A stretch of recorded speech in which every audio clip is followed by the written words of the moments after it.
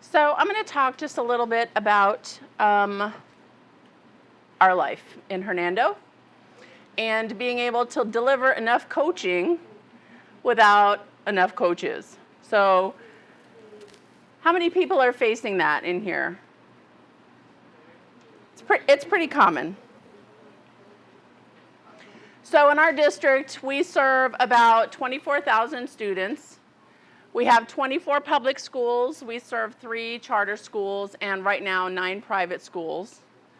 14 of our schools are Title I eligible. We are a CEP district. I have a little more than 1,700 teachers and 100 administrators. And on average, we have about 170 new teachers that cycle through our induction program.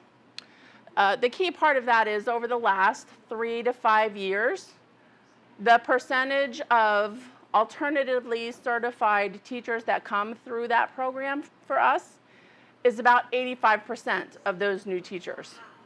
So those teachers are coming to us, most of them as career switchers, some of them are coming from the military, but they are coming to us without any kind of educational background. They're coming with content knowledge. They're coming from biochemistry. They're coming from the business world, but they don't have any grounding in educational pedagogy. So that has been an upward trend for us over the past 5 years. Our current coaching capacity, right now, we have 30 lead mentors. I have 1 at each school site, and then we have some for designated departments like ESE. I have 3 TOSAs for PL, and they're fabulous. We have 209 people that have been CET trained, and I have 11 district ELA and math coaches for 24 buildings, yes. What are our mentees' needs looking like right now? For this current year, I've got, right now, 33 teachers that came in, first-year teachers, on a professional cert, 95 alt cert, 65 international teachers, 70 teachers that are moving into that second year of mentoring, and then I have 15 guidance social workers or school language pathologists, giving us a whopping total of 278 people. And if I had everybody that I trained out of those 209 people actually agree to mentor this year, I would still be short. But as you know, life comes up. So there's people that are out on FMLA. There's people that are out having babies. There's people that are out, they just needed a year off. So out of those 209 people, I would say we regularly have about 135 that actually mentor for us every year. And that other 70 kind of flex in and out. So right now I want you to do a turn and talk at your table and discuss the top 3 realities around what mentoring looks like in your district. I want 1 person from your table to scan the QR code and share with us those 3 challenges on Padlet, please. All right, what do we have up here on our Padlet? So we have too many new teachers and not enough mentors. Hard to reach all the new teachers. Certified coaches going underutilized.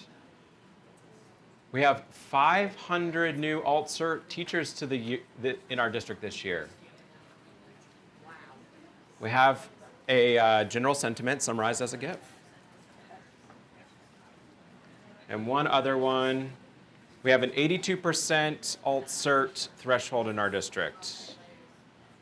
Changes, turnover every year in each school. So in your discussions, there were some commonalities across district, and there are multiple sizes in here. We're in like Schmidl land. Who was the 500? Yeah. Polk County. Y'all are huge. Exactly. But the challenges really kind of remain the same. We're entering a phase where we are all looking for help for new teachers when teacher retention and teacher recruitment is at its lowest point in a very long time. So what do we do about that?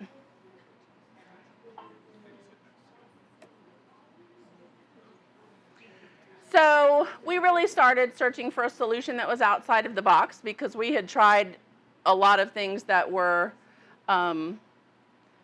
conventional, wisdoms of thought, and we weren't really getting anywhere.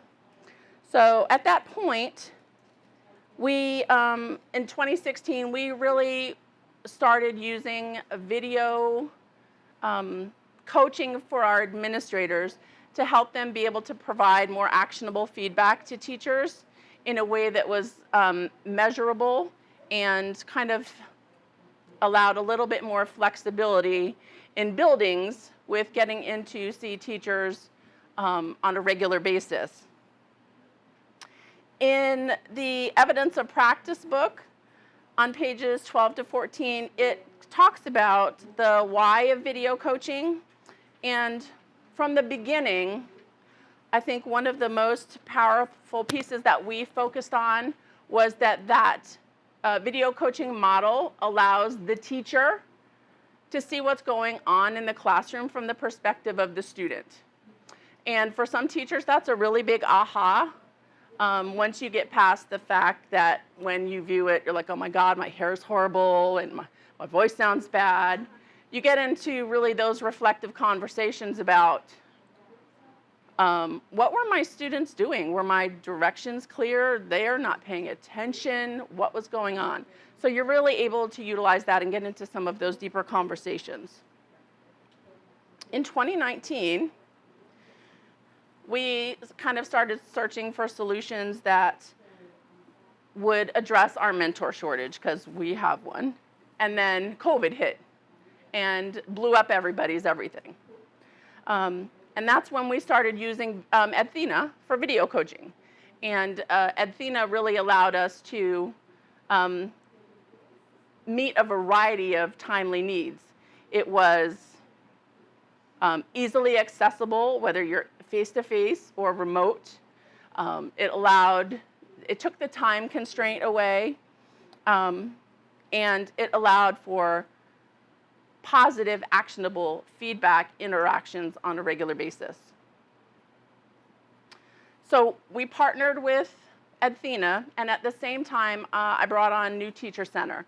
So we kind of had a two-pronged approach and attacked it from both ends of the spectrum, and really dug into those items that were going to help us move our new teachers forward.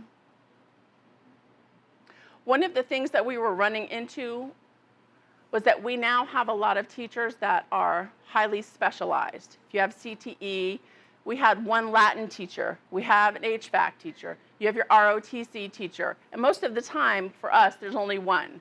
So finding someone else of like content in the district is a bit of a struggle. But with using video coaching and some massaging of some agreements here and there, we were able to find them mentors from buddy districts. I can't even tell you how hard it was to find a Latin coach, because they're like non-existent. But it opens up possibilities for you outside of your district if the conversation is open to do that. So we targeted learning to provide feedback that was focused and relevant, and really not just adding tags into the video. We wanted actionable feedback that they could use and take back for implementation. And in the book, you can read more about the 5 focusing strategies in pages 17 to 23, and that really will kind of help you understand what we grounded our focus in. Lastly, it enabled us to create a quality process for coaching and for feedback for all of our new teachers, not just the ones that we could find mentors for. So with this, we made some significant strides with first-year teachers, but we were really looking for more ways to be innovative and improve opportunities for better growth in the program. So we wanted more meaningful supports for our new teachers, because even with video coaching, we were still not really, there was still a part of our service area that we were missing. So that's when we kind of went outside of the box and we started using AI Coach. AI Coach is really providing us with a way for teachers to work independently and take that into practice, into those learning cycles with a mentor to continue the work all year long. It was easily incorporated with what we had already designed in our program. It provided immediate feedback to those teachers and no need to wait on someone formally coming into the classroom and being able to provide feedback. And then lastly, it allows us the dashboard to kind of track progress and see where everybody is at.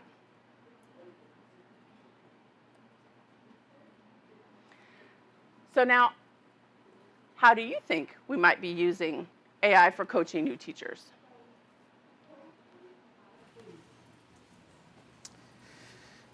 Well, thank you, Paula, for that context. My job is to tell you what in the world that means. You notice there weren't any pictures.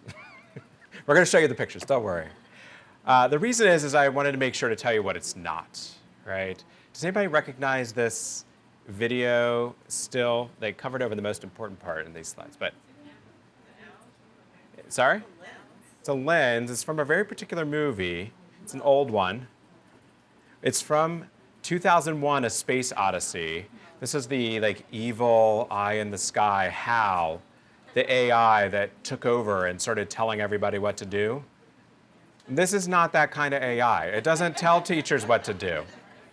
All right? What else is this not? This is not, why is it not going? This is not ChatGPT, right? ChatGPT and other generative tools like it, amazing, powerful, complicated when we talk about how that goes into classrooms and school contexts. But that's not what we're talking about, right? So what is it? The AI Coach platform is conversational. So the teachers are having a conversation with a virtual coach in a chat style setting. It's guided. It's offering them personalized content based on what they say they want to be learning about. And it gives them access to curated resources when it comes time to set goals and develop action plans. And we'll get a chance to look at this together a little bit more as well. So the AI Coach platform includes a complete coaching cycle. The process for that coaching cycle is analyze, reflect, enact, and impact. So in Analyze, teachers are actually going to record video in their classroom and upload that into a private space where they are the only ones who have access to the video. And then alongside with guidance from the virtual coach, they observe themselves, capturing information at moments in time. Then in the reflect phase, teachers are going to take all those observations, again, guided by the prompting from the virtual coach, and summarize and reflect what they're finding in their classroom, what patterns they're seeing. Then they are prompted to turn those reflections into an actionable near-term goal and develop a short cycle plan for what to do next. What will they enact and test in their platform, in their classroom? And then they go do it. They take a break. They go plan a new lesson. They do something next week. Then they gather new data and they come back and they reflect, again, alongside that virtual coach to answer the question, what happened? What's the implication? Should I keep doing this? Should I change it again? Just like a good coaching cycle would have them do. So now let's tie this all together to our ingredients for coaching. So the AI coach cycle, you have the conversation about what happened, and then you have the part of the cycle where they decide what to do about it. And importantly, and maybe not surprisingly, this has our 2 ingredients in it. It includes video, right? Teachers are capturing video of their classrooms and examining that video. And in coordination and collaboration with that virtual coach, going through that entire improvement cycle process, improvement science process inside of the coaching platform. Who would like to see it? All right, let's take a look. All right, so here we are in the logged in version of the AI Coach platform. And on the left-hand side is a video that's been uploaded by this teacher. On the right-hand side is the conversation that's already underway with the virtual coach. So over here, this is Edie. She's the virtual coach who's right there, the guide on the side, helping the teacher. And the teacher at this point has already identified what she's interested in learning about. We're kind of further along in the process. We're about to go into the really critical part where this teacher is asked, and in your mind thinking, expected to watch and observe themselves successfully. So let's look at how that's possible. So we're going into it. The virtual coach, I'll read it because it's a little small up there. Remember that you don't need to tag everything you see in your videos. Decide what is useful for you. All right, time to get watching. Yes, I'm ready. And based on what this teacher already selected, now we're seeing here on the right-hand side, gosh, it's so small, it says checking for student understanding. So these are look-fors customized for checks for understanding, and then look-fors relating to eliciting students' thinking through questioning.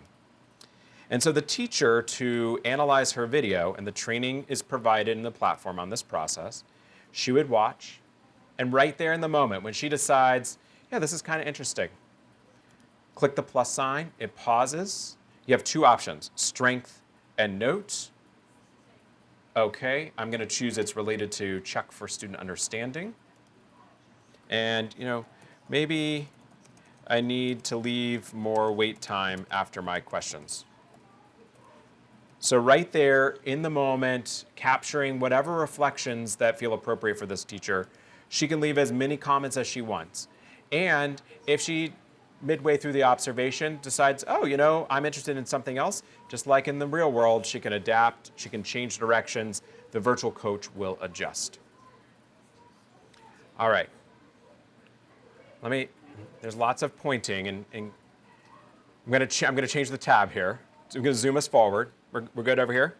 Okay. So I'm going to zoom us forward to a part of the process where we get a lot of questions, which is, what does it look like when the teachers are actually going to build their action plan? All right, so we've zoomed way forward in time here, a few minutes, but we're later in the process. You can see there's a lot of comments here. The teacher's already done the summarizing that I talked about before. And now this teacher needs to develop that action plan on her own. All right, and so it says, we're kind of getting back into it. Do you already have an idea of what you'll implement or do differently to achieve your goal? And there are 2 options here, and I want to make sure to talk about them both. The first one is, I have a strategy in mind I'd like to try. Because if you know what you want to do, why do you need new ideas? Just do the thing you want to do, right? Give them that autonomy and that power. Or I could use some help thinking this through. So we're going to click that one. Based on our goal area of checking for student understanding, we're going to now access curated resources. These are vetted resources. So this is avoiding the, I got to go Google moment, right?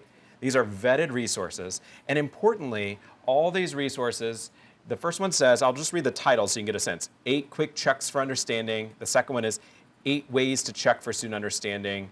And the last one, more general, checking for understanding during daily lessons. All of these resources, when you go through, none of them has one idea on it.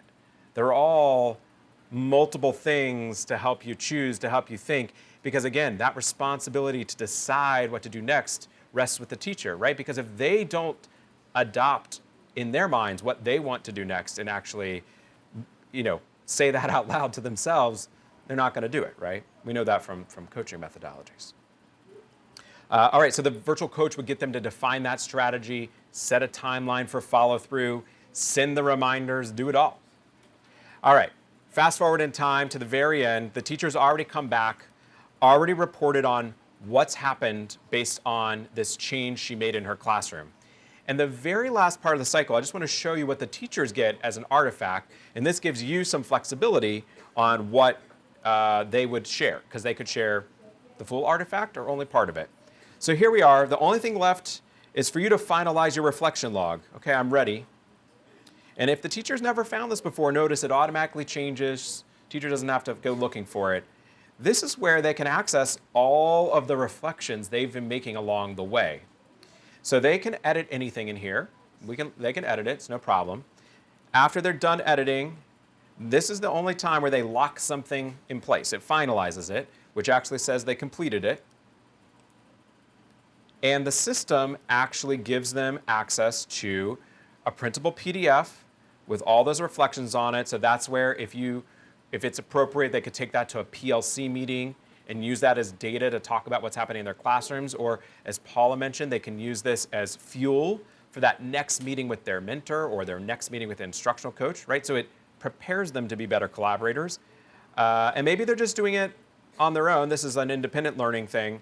Then they still can turn in to whatever the appropriate channels are, a certificate that basically documents that they did the full process, they completed it, and that's the documentation you need, and so that's there as well.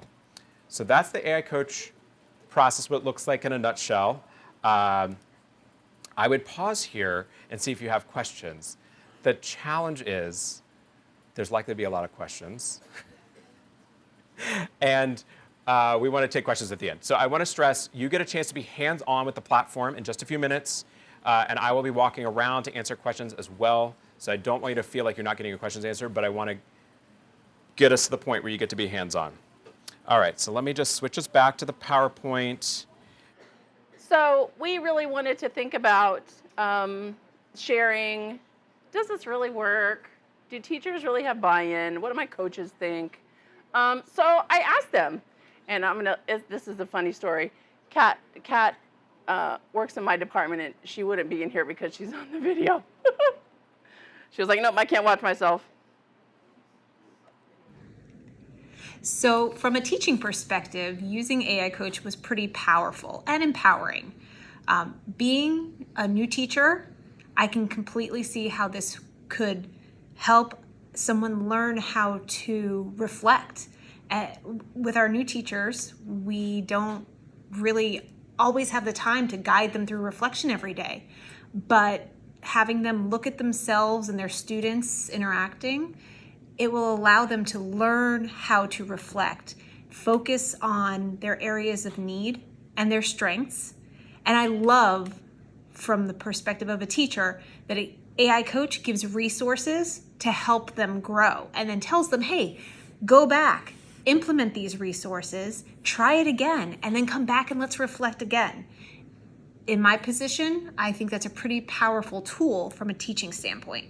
From a coach, it's just going to be an additional help for us to have them go through this process, learning how to reflect. So hopefully they're a little bit more open when we come in to give perspective and we give suggestions or advice when they ask or help guide them through reflection. Hopefully they'll be a little bit more open to seeing an additional perspective because they've already seen themselves too. So I can see the benefit both with a teaching perspective and a coaching perspective. Hopefully it's going to revolutionize the way that we approach reflection. So how did we introduce AI in my district? Because as you know, bringing in new things, most of the time there's some resistance because teachers have very full plates. And getting buy-in from your staff is the most important thing. And we really went at this from the perspective of it being a useful tool to enhance what we were already doing with our mentors and mentees and enable that relationship to grow in a more productive manner. So I started with my team. My team was with me the whole way. I didn't go in this by myself saying, "Oh, it's shiny and new. I really want to do this." We went through this together purposefully, and we talked about where we were at with our mentees and mentors and our program, where we wanted to go, and then additional opportunities that would allow us to innovate. We played with it a lot. We were in there in the messy bits, because if we didn't know how it worked, how were we going to share it with other people and get them to come on board, the coalition of the willing, and bring them into using this as a tool for growth. And then lastly, we clearly communicated to the user groups the strong connection between what we were already doing and how this would enhance the practices that we had in place already. So this is our updated coaching model. It really reflects the new way of our work. I have feedback in all 4 cycles, where previously there was only feedback in 2 cycles, which meant half of the year they didn't get in-person feedback or any kind of actionable feedback. There's opportunities for face-to-face and or video mentoring, the infusion of the AI coach with the observation cycle, and then this allowed us to identify teacher needs first thing, early on, and get them support. Because they're starting out up here in the first 9 weeks. We're asking them to do 2 things to kind of get them in the video mentoring mode. Because they freak out. They freak out when you say video mentoring, because they all go to, I don't want to have to look at myself on a video. So you have to bring them to the safe space. That's where you have to start. So we start out with requiring them to do a classroom welcome video.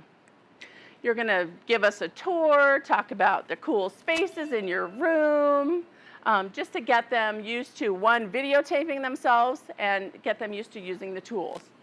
And then we take them into the first coach of a AI coach cycle.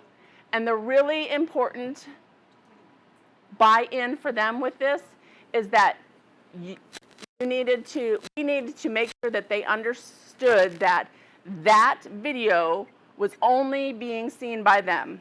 It is in a locked platform. It doesn't go out on Google. It's not shared with their administrators. This is a process for them. They're going through the reflective process, and they're talking about, with themselves and Edie, how to improve some things that they want to target. And that was really, really powerful for a powerful moment for our teachers to understand, because that brought them into the safe space. And then you can see we go into the second 9 weeks and we bring it in. They can choose to bring it in and continue working on it in the full observation cycle, or they don't have to. They can keep it separate. It's up to them. So this really allowed us to bring those opportunities for feedback into a full year, so they get it from the beginning to the end. There's always someone there to help them with what they need. Okay, so now it's your chance to experience the AI coach process.